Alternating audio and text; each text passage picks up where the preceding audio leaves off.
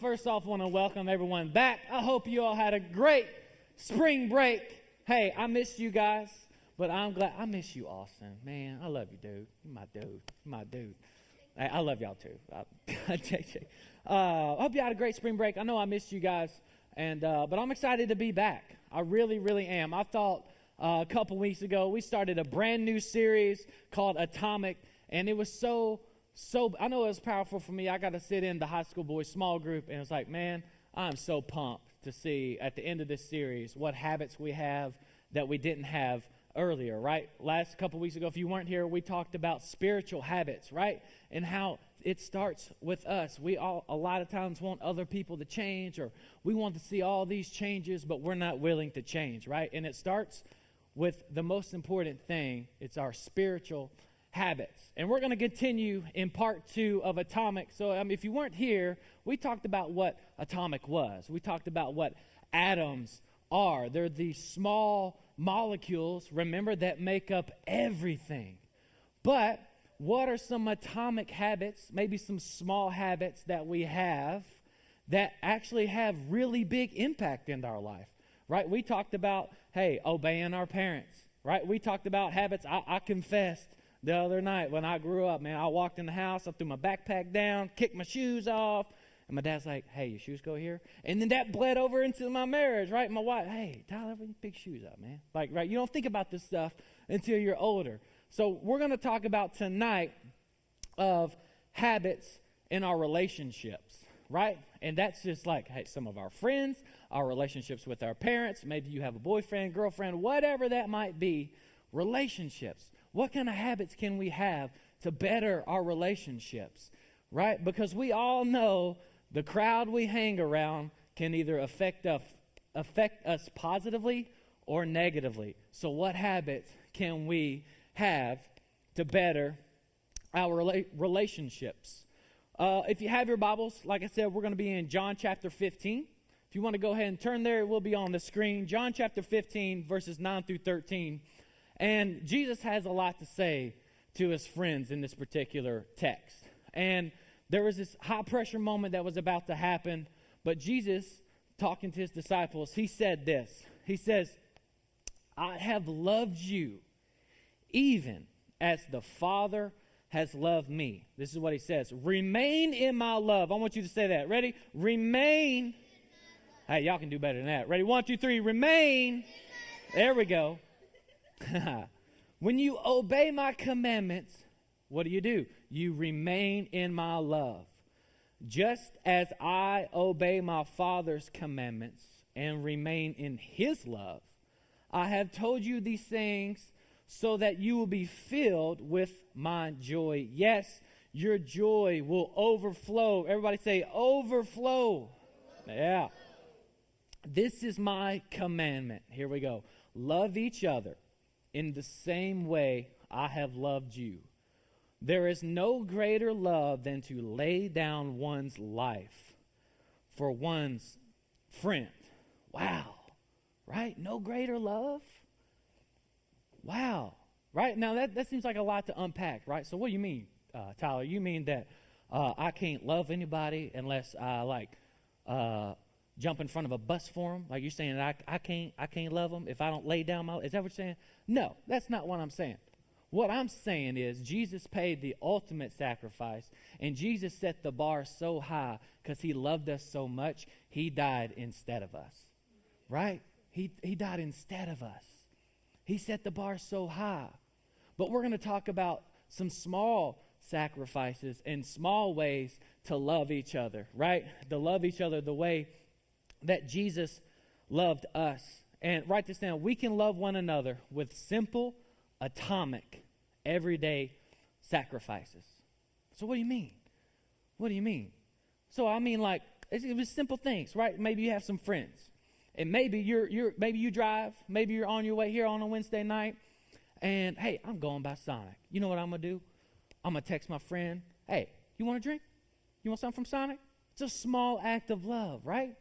It's a small act of love. Hey, what are you doing later? You want to go to youth? You want to hang out? I want to spend time with you. I want to invest in our relationship, right? I want to make you better. I need you to make me better. I need you to hold me accountable. Small things, right? But they add up to be these big things. So the idea that we need each other isn't new, right? God created us for relationships. We are better together. Could we all agree on that? We are better together. I want to read this in Ecclesiastes 4, 9 through 12. This is so good. It says this: 2 people are better off than one, for they can help each other succeed. If one person fails, the other can reach out and help them. Has anybody ever been like in a position like, man, I could really use some help right now?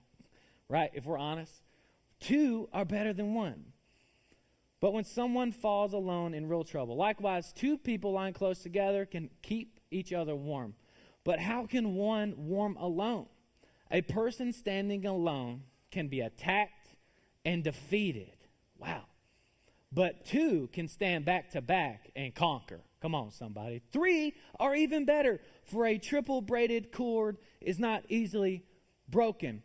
I want to dive into this real quick. A person standing alone can be attacked and defeated. You guys ever seen those videos on YouTube?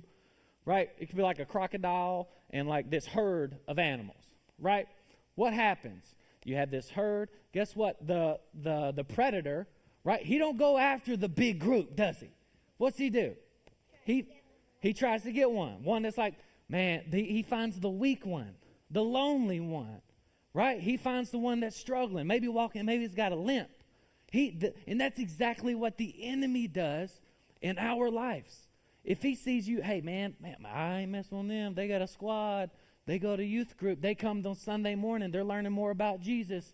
I'm going to attack this one because that one is by itself and doesn't have community around it, and I'm going after that one, right? That's exactly what the scripture is talking here. And you ladies know, we'll visit this scripture.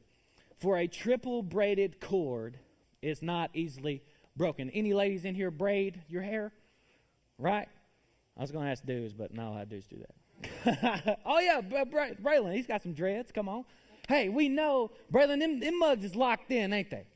They ain't going nowhere. Right? Triple, they're close. Work with me here. Right? But you guys know, hey, when you braid, you have 3 different sets of hair, right? I guess. I don't know. My hair's falling out. So, yeah. I ain't got nothing to braid. Okay, but we know that, hey, when you braid that, right, and you're tying that in, what's it do? It gets stronger, right? And that's exactly what the Bible is talking about. Okay? So check this out. When you've got a friend, what do you have? You have support. If you are alone and you face challenges, just like how we talked about, you don't have anybody to lean on, right? You got to have support in your friend group. You also have defense, right? We all need people in our corner, especially when life's pressures start coming down on us. Man, if you're struggling in school, man, if you have, maybe your home life isn't exactly where you want it to be, man, God doesn't want you just sitting around and moping, I'm by myself, I ain't got nobody, right? You need life-giving people in your life that you can go to in hard times and then also celebrate with you in the good times. I want to show this photo. Everybody know what that is? That's a tripod, all right? Look at that thing. Man, it's standing up, right? Guess what? It's on its own. It has reached its fullest potential. Say that with me. Fullest potential. Right? Look at that. Nobody can knock that over. Why? Because it's standing on all 3 legs. Right? So this is exactly how the enemy wants you to stand right here. All right, this is a tripod. This is what the enemy wants you to do. He wants you to try to stand by yourself. Right? And what happens when you're by yourself? You can fall, right? See, this tripod here, this one's a really good one, right?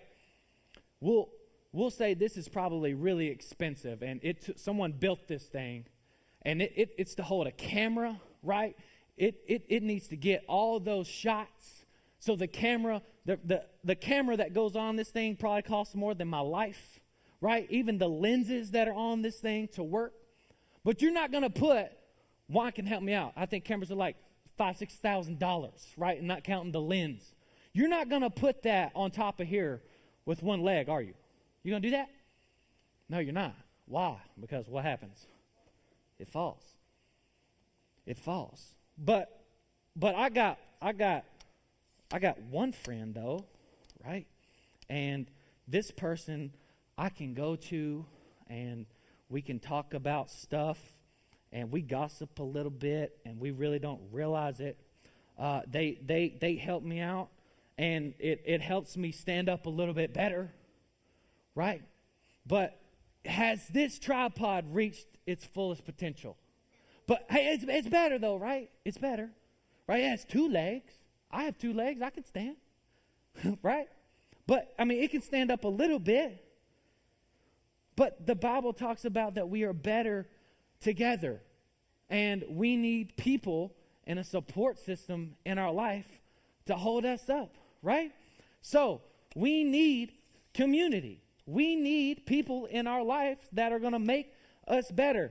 But I can't, but if I just want to sit at the house, though, I'm not going to invest in it. Guess what? We have to put work in, right? Just like it takes work for me to undo this, you have to put work in your relationships to reach your fullest potential. Now, look at this thing. Man, I'm ready to go. I can't unscrew this now. I'll put it on too tight. But you know what I'm saying? I'm going to do this one, maybe. Yeah, here we go. Okay, now I can undo this. God's working this out in my life. And now I'm starting to serve. And I got me a support system. I'm going to try to man up on this, and I don't know if I can get it. God's still working on me. I can't do it. I'm weak.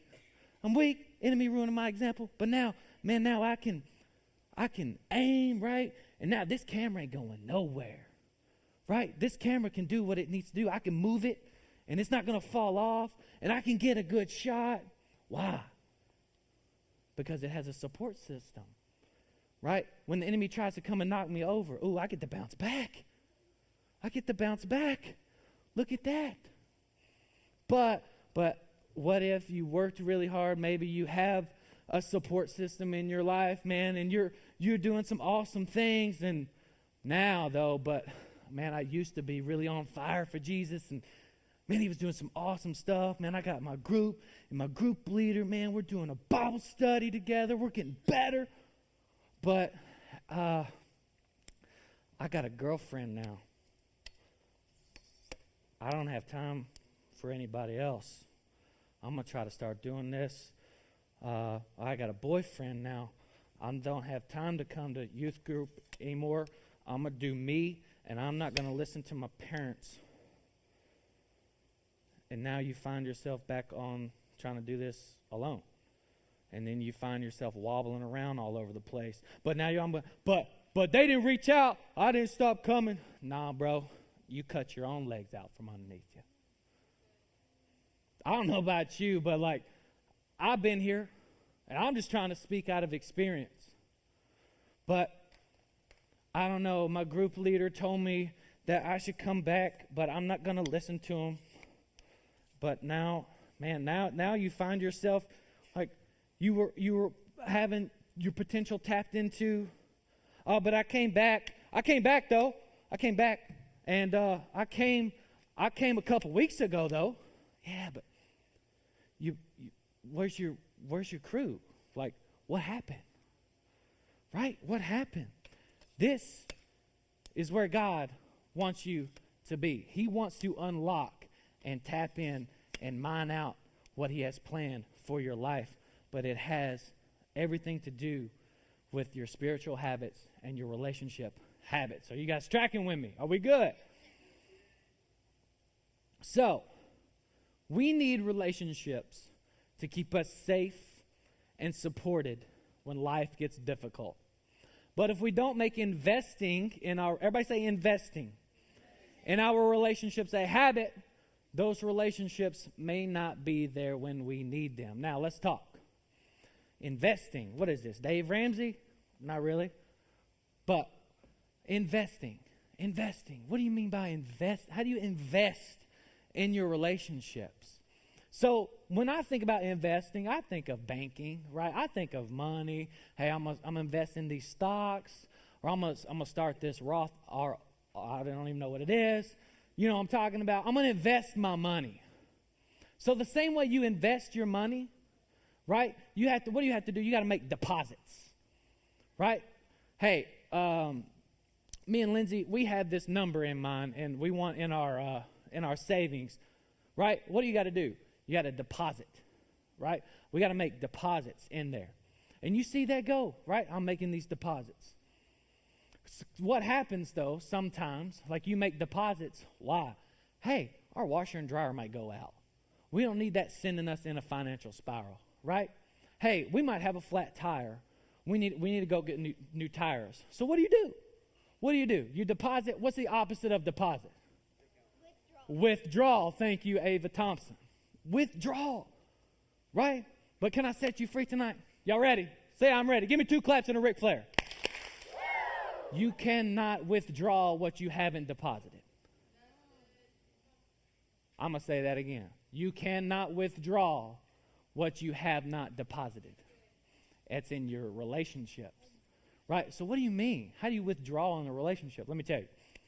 You know those people, right, that they only call you when they need you? Anybody got any of those? Couple of us, right? Right?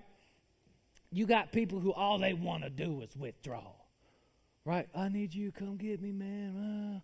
They always got this excuse. They always got this thing. They always need you, right?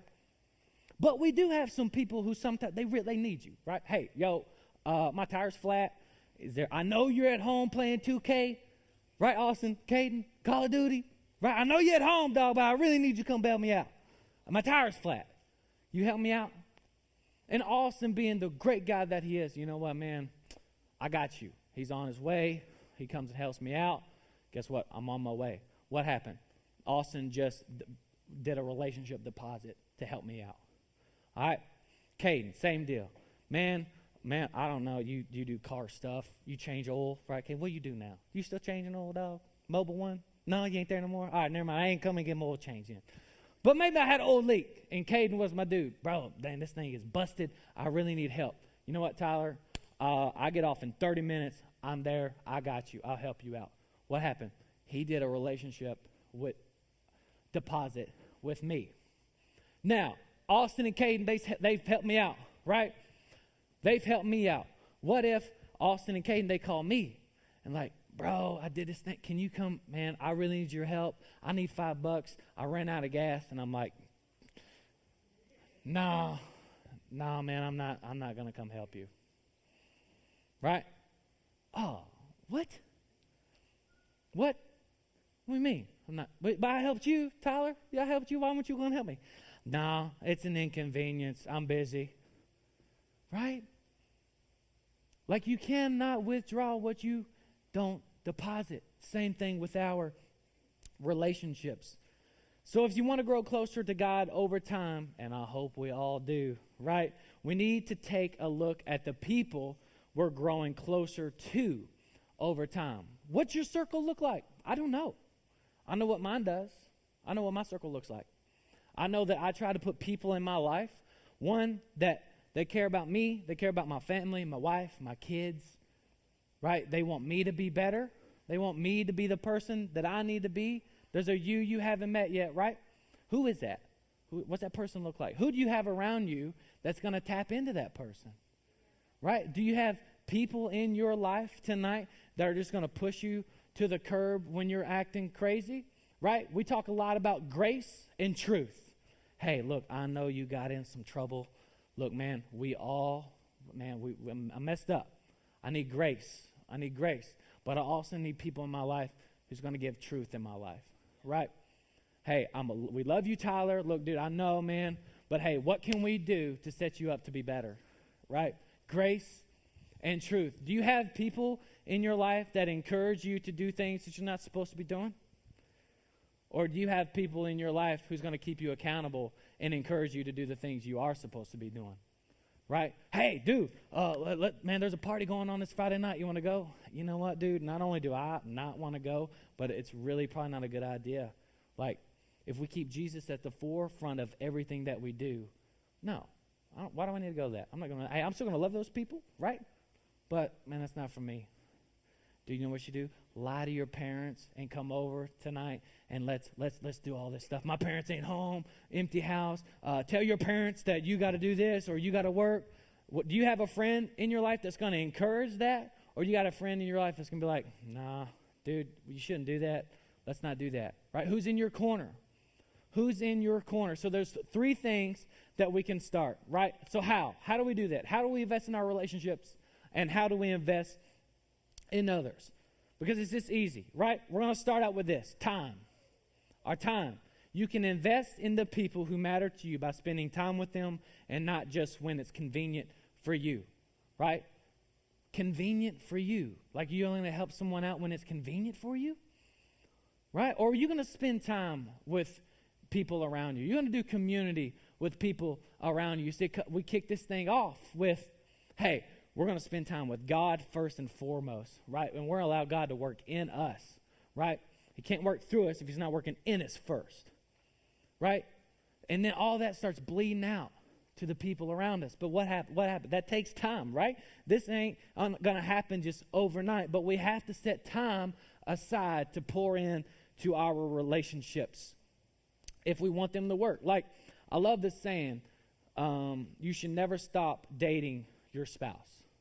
Never stop dating, right? A lot of people spend a lot of time up until they get married. Man, I'm going to spend every moment with you. We need to have date night. Man, it's all this, it's all that. And then when you get married, you stop all of it. What happens? It's not, you don't have time for it, right? But we all know that leads to a bad road of destruction. You got to make time. Number 2, communication.